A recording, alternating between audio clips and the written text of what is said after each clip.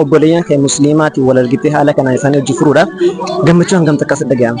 Wallahi gammachuu kana waan hin jee mun qabu gammachuu guddaa takkaan adda ga'ame hawaasa musliimaatii hojii kana gammaannee wal agaruudhaaf waan guddaa takkaan gammade bakka waan hin jee mun qabu wallahi likki gammanne nama deedhaa waliin beeyne waliin beeynuutis nama meeqaa hojii wal agarree saniifuu gammachuu wareedu takka gammanne wallahi warra akka amata kana wal agaree wanta godhu danaa fuulduraafillee warra akkanatti hojii dabarsu rabbi nama godhu.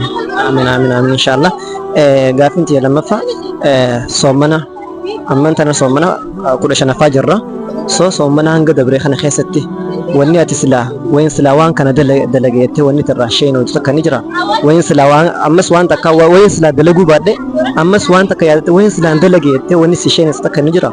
Ni jira yan dhabamu ni jira ati waan du'aayii likki godhachuu fi waan takka quraana qaroo fi ati bakka hadduu dilasillee likki qarootu jiru yoon ifi haa 15 nama booda kana jabaannee wattarree malee godhan hanga duraa kana dhisee shayxaana ta'us likkitti ati wanta hin jirre kanuma booda yoon ifi lafaanee 15 nafe kana likkitti wanta goonee likki geggeessinee irra jiran jaa.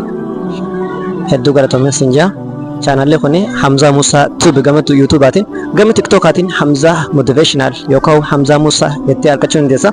Inshallah meeqa hawaasa keenyaaf wanni ati dhaamtu yoo jiraate yookaan Hamza Musaatiif wanni ati dhaamtu yoo jiraate. Hamza Musa follow, like, share waan hunda godhaanii TikTok'eenis YouTube'eenis waan hunda ana cinaa dhaabbadhaa si hojii jirra. Galatoomee sinjaa.